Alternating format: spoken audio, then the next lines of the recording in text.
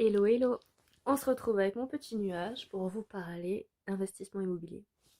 J'avais fait un petit podcast il y a 2 ans pour parler un petit peu de ça et j'avais envie de faire le point en vidéo sur où j'en suis dans mes investissements immobiliers et peut-être que ça peut aider certains d'entre vous qui ont envie de se lancer et dans cette aventure. J'ai commencé en 2020. Et aujourd'hui, en 2025, j'en suis à 3 logements. En fait, au départ, tout a commencé en 2019 quand j'ai commencé à travailler et je voulais investir, mais je savais pas comment faire et j'avais rencontré une courtière à l'époque qui m'avait dit: «Ah, mais venez, on va prendre rendez-vous et puis on va voir jusqu'à combien vous pouvez emprunter, voilà, définir ensemble votre projet». Et j'avais visité quelques logements, dont un où j'avais fait une offre en descendant un petit peu le prix, qui avait été accepté, mais j'avais annulé à la vente parce que en fait j'avais décidé de changer de travail. Donc en changeant de travail, j'avais perdu mon CDI, j'étais en CDD, donc j'ai dit c'est pas grave, on va remettre le projet à plus tard. Et donc en 2020, quand j'allais signer mon CDI, j'ai commencé en fait à rechercher un peu plus activement des annonces et j'avais repéré un logement T3. Donc à l'époque, j'étais sur Clermont-Ferrand. Et la personne me dit je suis désolée, le logement est sous compromis, donc bah, c'est pas possible, mais je garde vos coordonnées au cas où, on sait jamais. Et puis on était en plein confinement après. Et au final, la veille du confinement, je vois que l'annonce réapparaît. Et donc j'envoie un petit message et je dis bonjour, je vois que l'annonce est réapparue. Il me dit oui, j'allais vous contacter. En fait, la personne qui devait m'acheter le logement s'est désistée. La banque n'a pas accordé le prêt, donc si vous souhaitez visiter l'appartement, eh bien il est à nouveau disponible. Et là j'ai dit banco, demain c'est la fin du confinement, je visite le logement. Donc je lui ai dit bah demain, première heure, on y va. Et donc je l'ai visité, le logement, et j'ai fait une offre au prix directement. Et à l'époque, j'étais chez BNP Paribas. BNP Paribas m'a dit mademoiselle, ça fait peut-être 15 ans que vous êtes chez nous, mais ça va pas être possible. On vous propose un taux à 2,4, 2,3, à la rigueur 2,2%.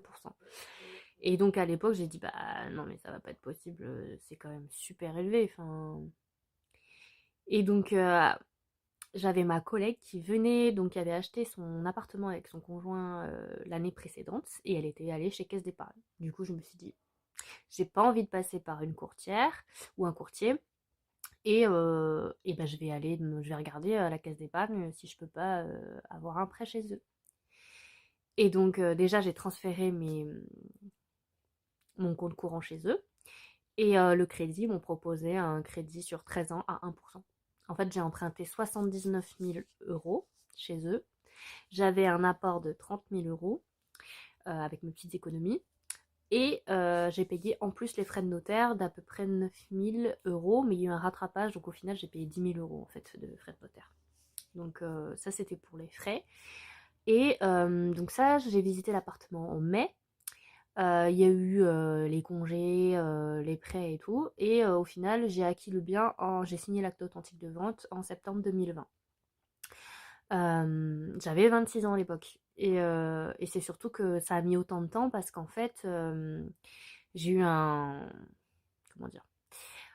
Quand on acquiert un bien, il faut l'assurer avec une assurance immobilière. Donc il va couvrir le prêt en cas de décès, en cas de maladie, en cas de, voilà, de problème de la vie, quoi. Problème de santé. Et en fait, au départ, je voulais prendre celle de la banque, donc CNP Assurance, sauf qu'ils me proposaient un truc à 2600 balles. Enfin, c'était super cher. Donc au final, en fait, j'ai regardé chez Allianz et j'ai regardé aussi un courtier d'assurance par contre.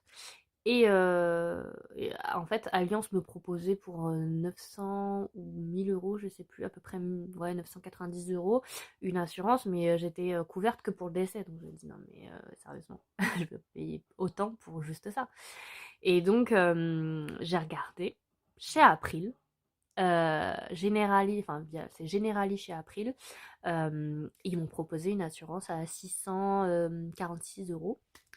Et donc j'aurais dit bah banco, on peut faire une délégation d'assurance. Et donc j'ai contacté la banque pour pouvoir faire les démarches parce que c'est la nouvelle banque, enfin la nouvelle assurance qui fait les démarches. Mais il faut que la banque accepte, sauf qu'elle a obligation d'accepter en fait. Et le banquier il voulait pas. Le banquier il partait en retraite, il en avait absolument rien à battre. Et donc je voyais les jours qui défilaient parce que j'avais 45 jours en fait pour que ça fonctionne cette histoire. Je voyais les jours défiler et puis mon conseiller bancaire est parti en congé au final. Enfin en pré-retraite, mais du coup il était officiellement en congé. Et donc sa remplaçante m'a dit bonjour, je comprends pas pourquoi votre dossier il est en attente. Et je lui dis bah moi non plus, s'il vous plaît, est-ce que vous pourrez faire quelque chose? Et elle me dit bah pas de problème, je vous valide votre délégation d'assurance. Et donc grâce à ça, j'ai pu avoir mon offre euh, qui a été émise. Et donc, j'ai pu signer mon offre au bout du 11e jour, puisque en fait, il y a 10 jours justement de légaux, 10 jours légaux où il faut attendre. Et donc, le 11e jour, j'ai signé. Et ensuite, j'ai fait ma demande de déblocage de fonds. Donc c'était à peu près 5 jours. Et l'argent ensuite était viré chez le compte séquestre du notaire. Et j'ai pu signer après chez le notaire. Mais j'ai dû repousser d'une semaine, en fait, la date de la signature de l'acte authentique de vente à cause de ce petit délai avec mon conseiller bancaire qui ne voulait pas accepter ma délégation d'assurance, alors qu'en fait, c'était, en fait, je précise, avec les mêmes caractéristiques, donc le même taux de couverture, et donc ça, c'était équivalent. Et donc il pouvait pas me le refuser. Sauf que bon, il a fait des pieds, enfin il a fait traîner le truc. Et au final, il a accepté, enfin au final, sa collègue a accepté, et tout s'est très bien passé. Et donc ça, c'était en 2020, c'était un T3 de 57 mètres carrés en enfilade. Donc une entrée avec un couloir, on donnait sur la salle de bain, sur la gauche une première chambre, ensuite la cuisine et le séjour, et une deuxième chambre en bout. Et ça, donc c'est un appartement qui avait été refait récemment. Et donc j'avais très peu de travaux, enfin j'avais pas de travaux à faire dedans, il était nickel. J'ai habité pendant 1 an dedans. Et quand je suis venue en Moselle, euh, eh bien, je l'ai mis en location. Je l'ai mis en gestion locative parce que pour des questions de facilité et étant à distance, c'est un peu compliqué de faire les visites et tout ça. Et donc, j'avais la compagne d'un de mes collègues de boulot qui travaille dans une agence immobilière et je lui ai demandé de le mettre en gestion locative chez eux. Et elle a accepté, elle m'a fait un devis, elle est venue visiter l'appartement. Et en fait, en 15 jours, même pas, en 10 jours, elle a trouvé une locataire, signé les papiers, fait le DPE, enfin tous les papiers ont été faits en 10 jours. Et ma locataire est allée dans le logement donc 15 jours après, enfin 10 jours après. Ça a été hyper rapide. Donc ça c'était vraiment très très bien. Donc c'était mon premier appartement et donc aujourd'hui il est toujours loué. Enfin il est aussi en vente. En fait je l'ai mis en vente parce que j'aimerais avec la vente de cet appartement en fait acheter sur Metz, là où j'habite actuellement, parce que c'est beaucoup plus rentable. Mais disons que le marché actuel est un petit peu compliqué. Et c'est surtout que Clermont, là où j'habitais, et ça craint un peu maintenant. Donc c'est un peu compliqué. Par contre, le marché sur Metz, il est très bien, hein. C'est plus cher. Dites-vous que le prix de mon T3, donc je l'avais acheté 109 000 € à l'époque, hors frais de notaire, hors frais d'agence. C'était particulier à particulier. Là, il avait été estimé à 110 000 et j'ai baissé le prix à 105 000. Euh, sur Metz, pour ce prix-là, j'ai un studio ou un terrain. Enfin, j'ai un terrain, quoi. Donc, vous voyez un petit peu la différence. Et en fait, sur Clermont, il est actuellement en location à 680 €, charges comprises. Alors qu'à Metz, pour ce prix-là, vous avez un studio meublé. Voilà, voilà. Ou à la rigueur, un T2, un petit T2. Euh, et donc, c'est pour ça que je vais acheter sur Metz, parce que c'est beaucoup plus rentable. Donc, ça, c'était pour mon premier logement. Mon deuxième logement, je l'ai acheté en juillet 2023. C'est un tout petit studio, donc sur Metz, qui fait 10 mètres carrés. C'est légal. Parce qu'il fait un peu plus de 3 mètres, 3 mètres de 3 mètres 50 de hauteur. Donc du coup, en fait, on parle en termes de volume. Euh, Parce que vous avez des normes à respecter, bien évidemment. Et quand je l'ai acheté, en fait, au départ, c'était parce que je cherchais un appartement pour ma mère. Ce studio-là était aussi annexé, en fait, le propriétaire de l'appartement que je voulais visiter, le T4 que je voulais visiter, et bien il y avait aussi ce petit studio, en fait, qui était à part, mais qui était au rez-de-chaussée du même immeuble. Et donc je suis allée visiter parce qu'en fait, au départ, je voulais le T4 pour ma mère. Et au final, le T4 ne convenait pas. J'ai trouvé le logement dans lequel on est là, je suis chez ma mère actuellement. Et donc du coup, j'ai visité ce studio qui était tout équipé en fait. Il y avait rien à faire. Tous les travaux venaient d'être faits par le propriétaire, la cuisine équipée, machine à laver, il y avait la douche qui était entièrement refaite, les WC, enfin tout était refait. Et donc je me suis dit, bah banco, je l'achète, il est à 55 000 euros. Il était à 55 000 euros. Les frais de notaire se sont élevés à 5 604 € environ, et des brouettes. Et donc, celui-là, je l'ai acheté sans crédit, donc avec mes économies que j'avais réussi à faire entre-temps, puisque j'ai changé de travail, j'étais en agence d'architecture, et aujourd'hui, je travaille dans un centre d'études. Euh, et, et donc, j'ai un meilleur salaire, et donc j'ai pu mettre de l'argent de côté pour ce logement-là, pour l'acheter cash. Ce studio est actuellement... En fait, au départ, ce studio, il était uniquement pour moi parce que j'étais en couple avec un gendarme mobile et donc j'ai habité en caserne pendant 2 ans. Et les allers-retours étaient assez compliqués. C'était assez fatigant.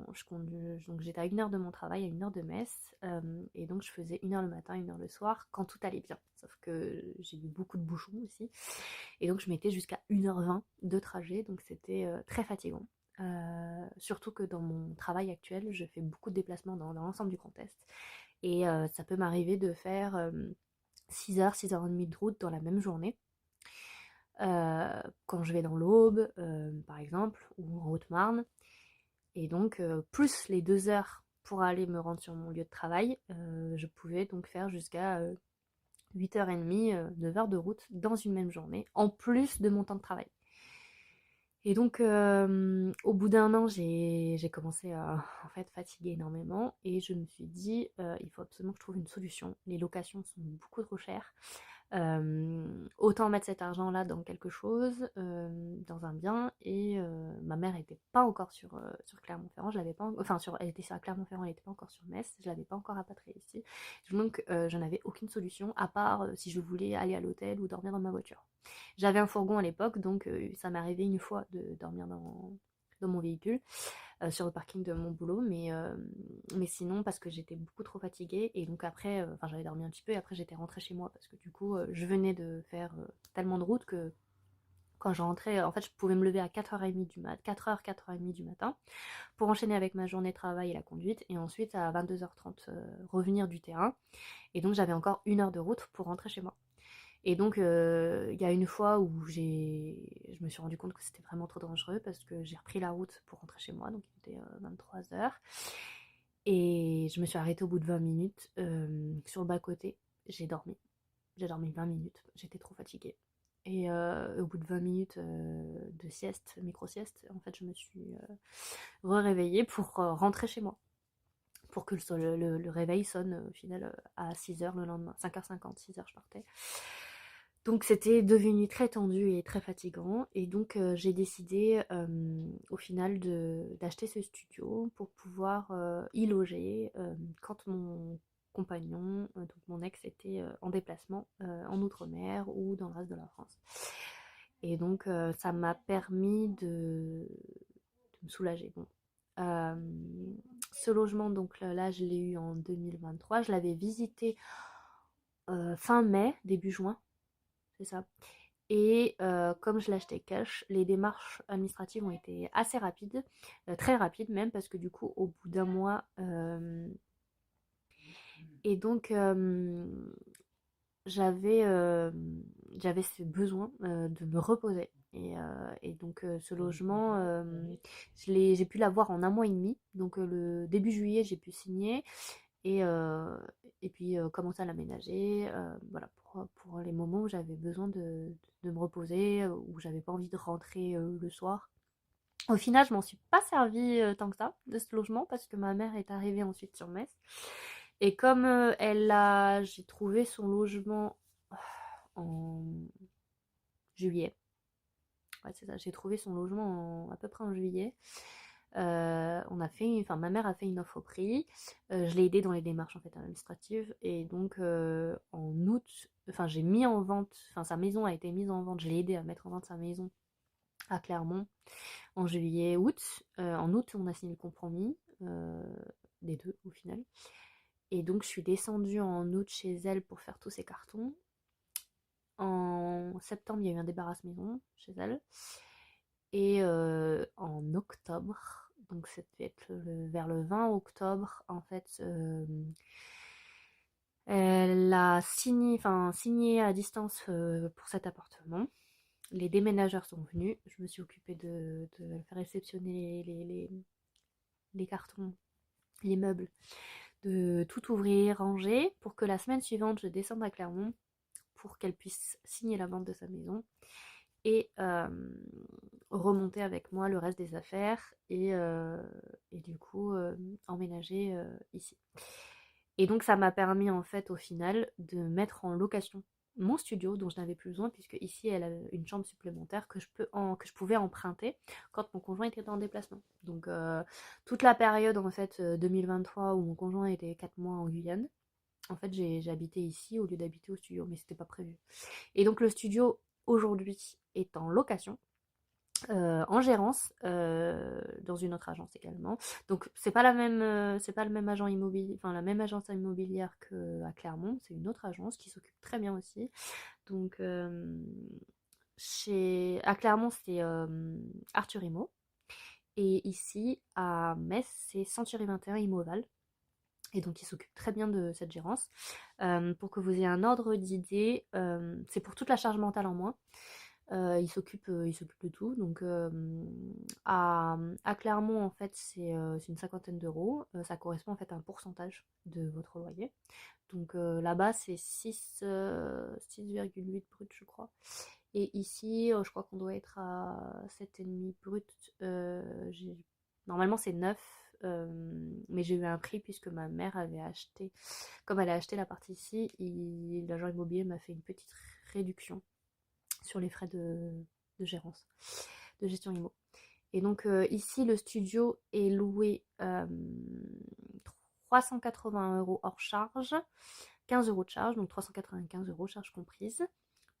Donc depuis 2023. Alors, il y a des mois, bien évidemment, où ça n'a pas été loué, parce que comme c'est un petit logement, il répond qu'à un certain public, c'est-à-dire des étudiants, pour la plupart, et à la base, c'était pour moi. C'était pas du tout prévu que ça soit de la location, en fait, à la base. C'était prévu plus tard. Disons que je pensais le mettre en location, mais bien plus tard, où justement, vraiment, à la base, c'était que pour moi, en fait. C'était vraiment que pour venir dormir quand mon conjoint était pas là. Donc au final, je suis bien contente parce qu'il est quand même très rentable. Et donc ça, c'était en 2023. Euh, donc c'est mon deuxième investissement immobilier au final. Et aujourd'hui, on est en 2026. Et donc le mois dernier, en décembre 2025, donc c'était mi-décembre, j'ai acquis mon troisième logement, mon troisième investissement immobilier qui est un T1 bis. T1 bis de 32,80 m² à Metz. C'est à la base, en fait, je cherchais un T1 ou T2. Bon, T2 c'est impossible parce que j'ai pas les moyens. Mais là, c'est un T1 bis que j'ai acquis en fait avec un crédit, parce que je suis pas crédit non plus. Et donc je l'ai eu, donc j'avais visité un premier appartement, un premier T2 d'une quarantaine de mètres carrés, mais j'avais fait une offre bien en dessous du prix. En fait, l'appartement était à 110 000, je l'ai descendu à 90 000. Le vendeur m'avait dit c'est ok pour 95 000, mais pas 90 000. Je dis bah je mettrai pas plus parce qu'il y a beaucoup trop de travaux à faire. Et c'est bien tombé parce que la semaine d'après, je suis tombée sur le logement que j'ai actuellement qui m'a coûté en fait donc 80 000 euros. Euh, avec euh,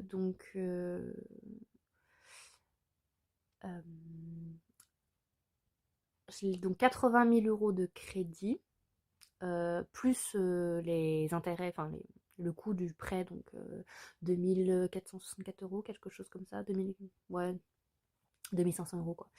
Et donc 82 500 euros pour le crédit. Et l'apport, c'est les frais de notaire. C'est 7400 euros de frais de notaire. Parce qu'en fait, la banque, alors là, je vais vous expliquer. La banque, j'avais téléphoné, j'avais vu mon conseiller bancaire 2 fois avant, début d'année et milieu d'année. Puis son remplaçant, parce qu'il y a des problèmes de santé, mais j'ai eu son remplaçant en fin d'année. Mais ça s'est fait en fait parce que j'ai anticipé. Comme je savais que je voulais absolument investir, mais que j'avais pas les moyens, je lui ai demandé jusqu'à combien je pouvais emprunter. Et donc on a fait les calculs entre les revenus, entre les rentrées locatives. Et donc il m'a dit bon bah vous pouvez emprunter maximum 90 000 euros. J'ai dit ok bah je vais chercher un bien à 90 000 euros, frais de notaire compris, ou hors frais de notaire, mais en tout cas 90 000 euros. Et donc, j'ai trouvé ce logement à 80 000 euros. Avec les frais de notaire, au final, c'est bien tombé parce que c'est en dessous des 90 000. Donc, ça fait 87 000 euros, 87 600 euros. Donc, je suis ravie. Et donc, en fait, ce logement, je l'ai visité un jeudi. Je me souviens très bien, c'était mi-octobre. Je l'ai visité le midi. J'ai fait une offre le soir même. Enfin, j'ai fait une offre. J'ai envoyé mon offre le lendemain matin, hein, parce que je me suis dit entre le soir et le lendemain, de toute façon, ça changera rien. Je l'ai renvoyé à la première heure. Et donc mon offre avait été acceptée. J'étais trop contente. Et au final, en 2 mois, ça a été fait. 2 mois pile. Puisque j'ai signé 2 mois pile après en décembre.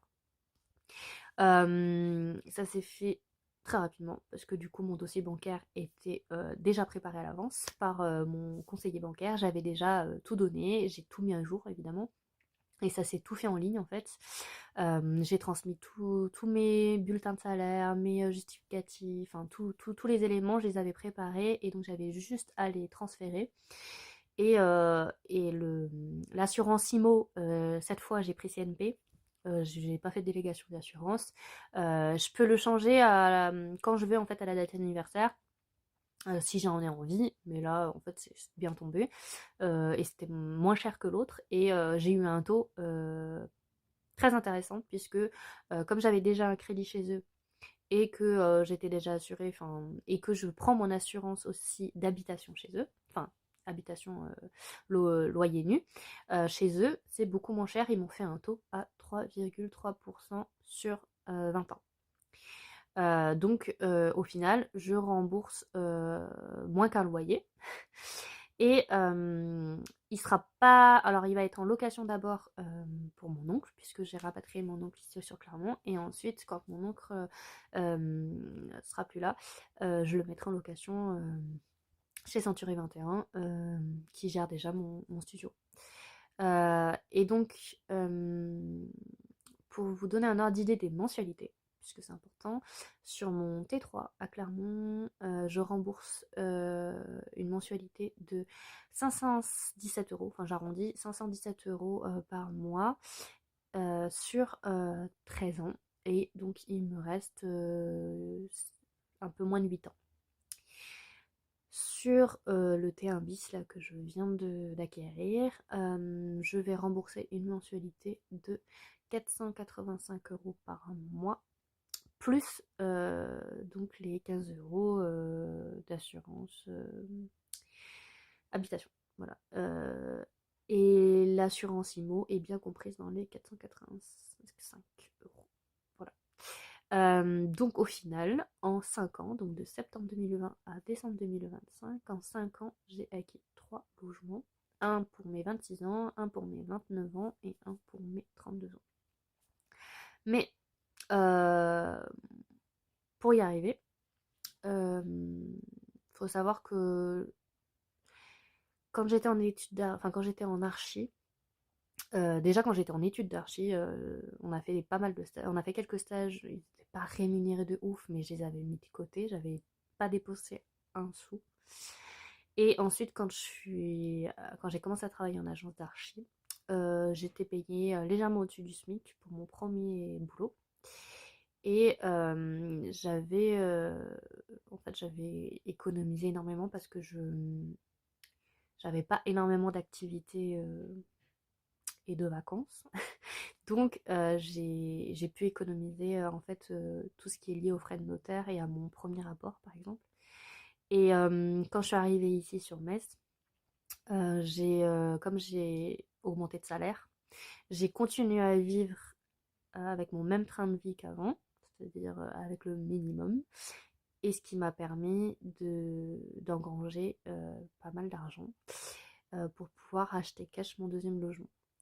À savoir aussi quand j'ai habité en caserne, en fait, j'avais pas de loyer.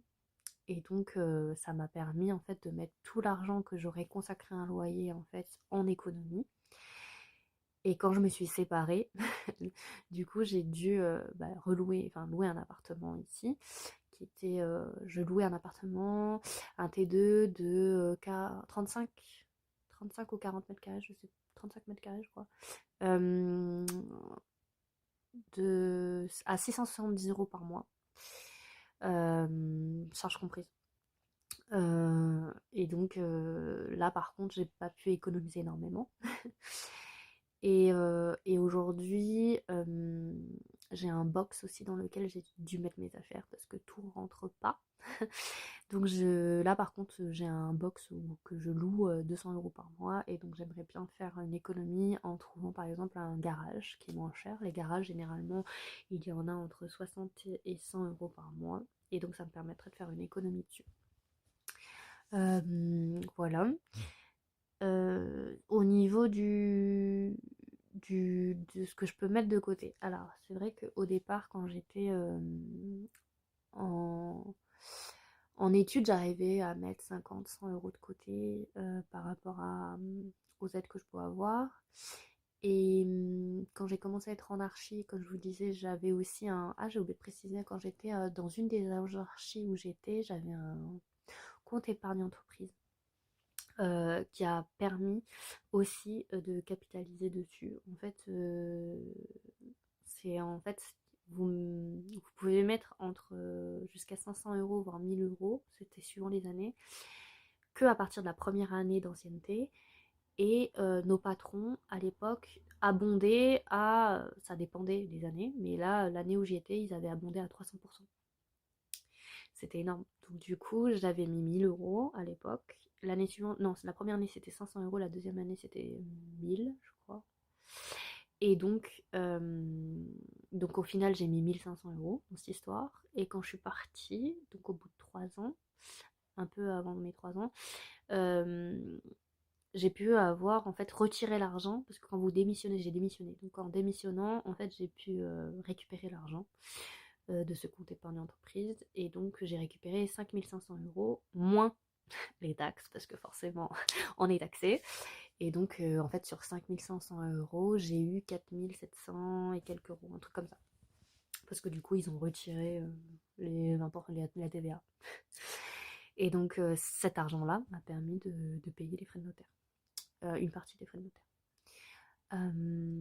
Et après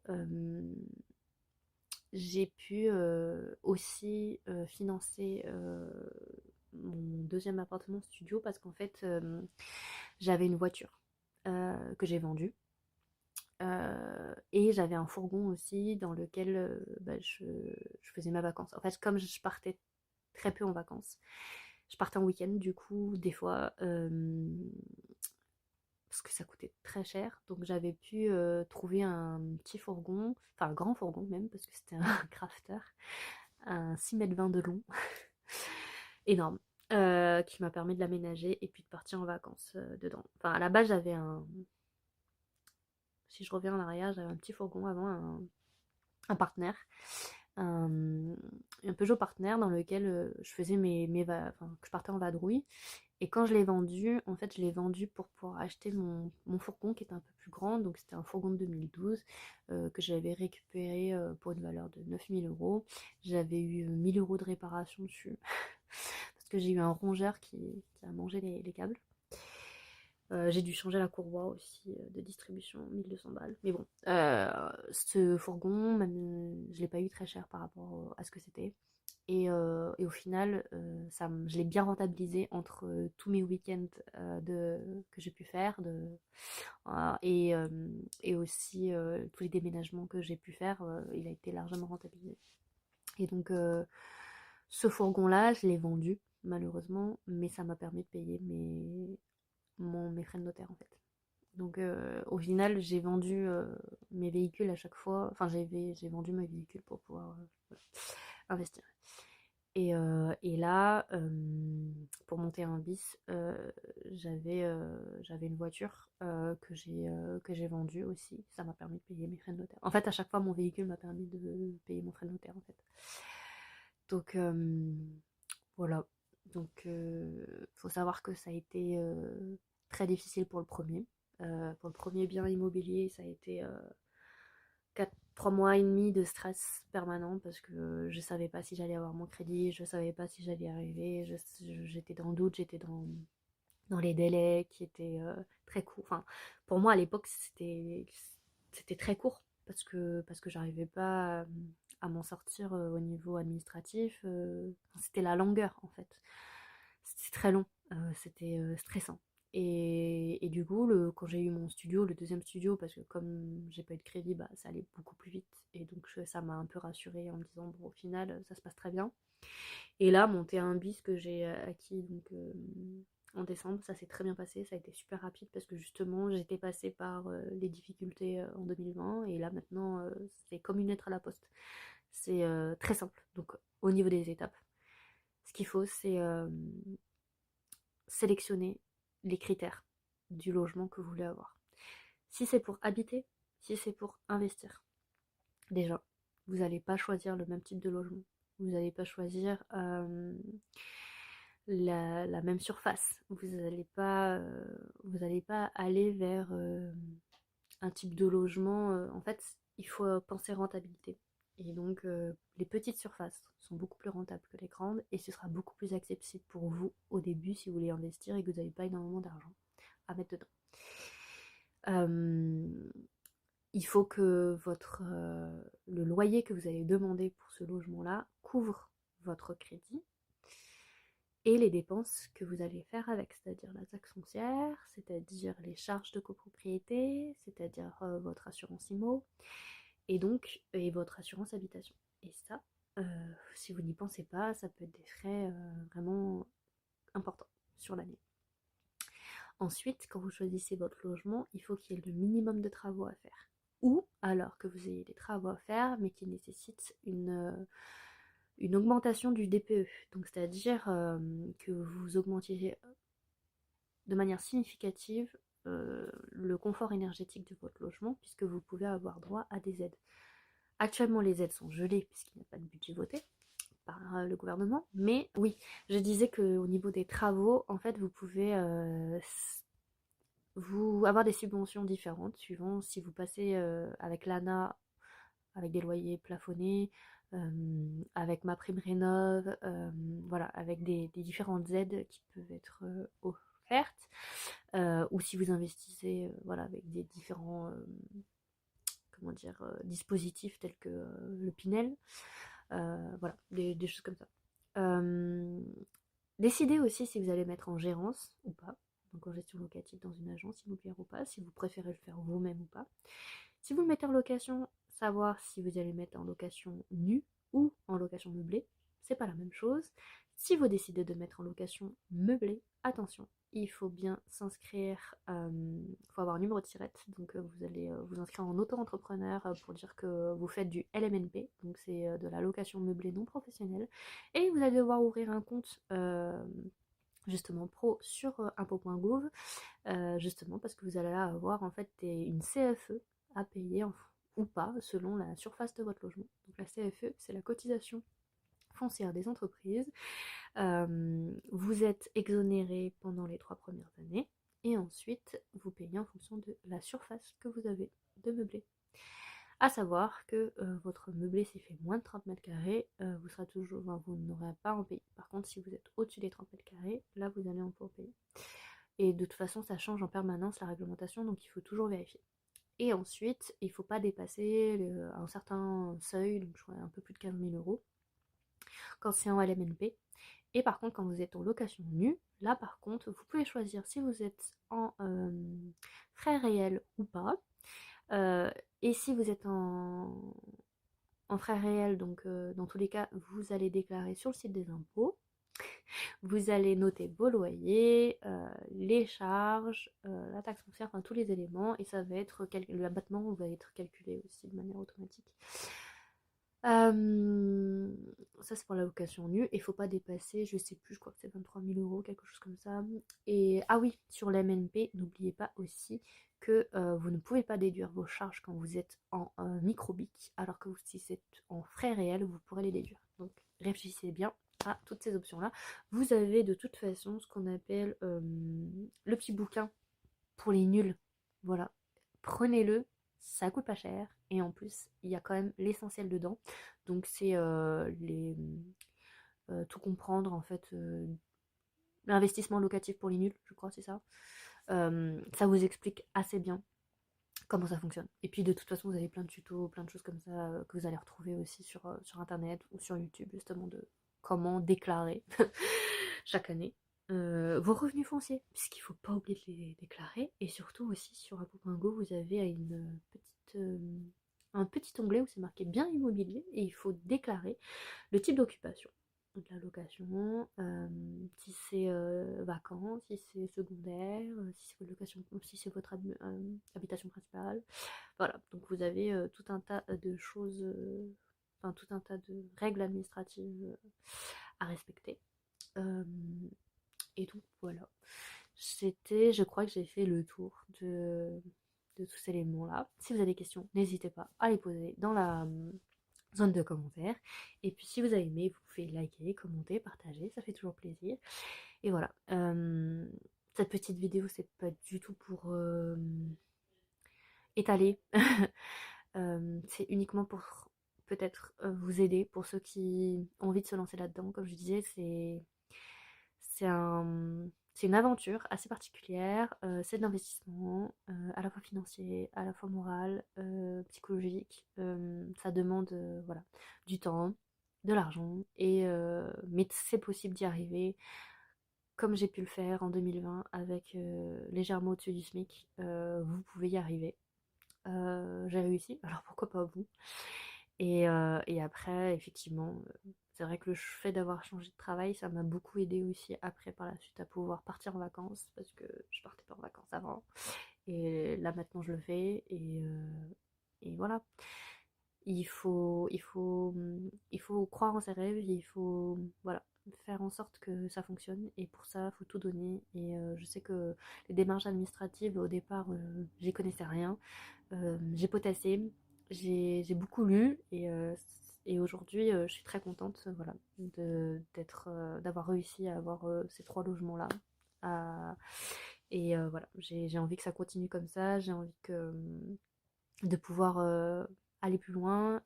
Mon idée là prochainement, c'est de trouver un 4e logement, enfin en vendant le premier déjà. Je vais essayer de vendre le premier pour voilà, avoir un autre logement ici. Voilà. Et bien à bientôt.